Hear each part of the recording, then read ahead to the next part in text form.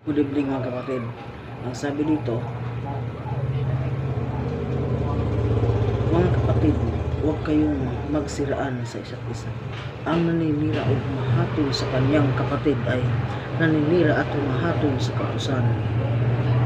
At kung hinahatulan mo ang kautusan, hindi ka na taga-sunod ng kautusan, kundi isang hukom nito. Ang Diyos lamang ang nagbigay ng kautusan at siya rin ang hukom. Tanging siya ang may kapangyarihang magligtas at magparusa. Ngunit ikaw, sino ka upang humatol sa iyong kapwa? Ang isang paghatol natin sa mga kapwa natin ay masama sa paningin ng Panginoon. Ayaw ng Panginoon na humatol tayo sa kapwa natin upang hindi rin tayo mahatulan.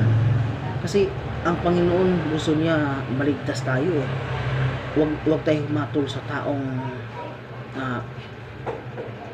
nagkakamali o kaya taong makasalanan. Kunwari ikaw ay believer na ng Panginoon, tapos hahatulan mo yung taong unbeliever pa lang, o kaya ikaw nanampalataya na sa Panginoon, tapos yung hinahatulan mo nanampalataya rin, sabihin mo siya na eksi ang suot o kung ano mang napansin mo sa kanya, huwag mong hatulan yun. Kasi nga andyan ang Panginoon ang magtuturo sa kanya kung ano ang dapat niyang gawin.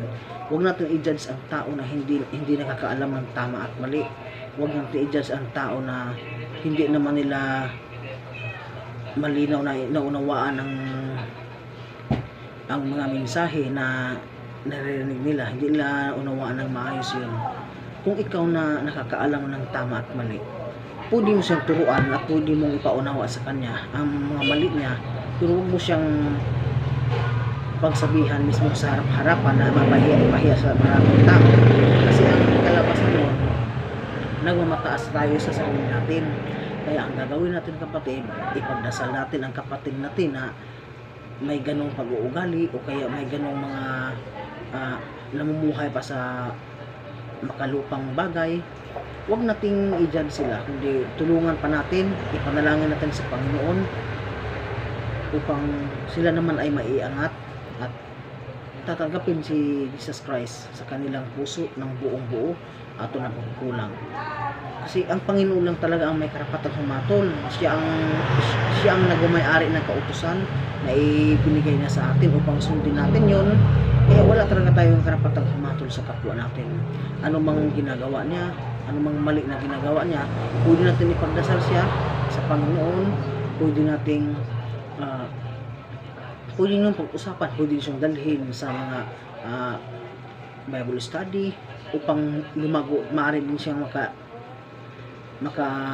langhap ng magandang balita na di pa niya narinig, at maaari din siyang lumago din at maunawaan niyang mga bagay na naunawaan mo na din. Kaya ang Panginoon natin, hindi siya nagtatangi ng tao eh. Hindi siya namimili ng tao.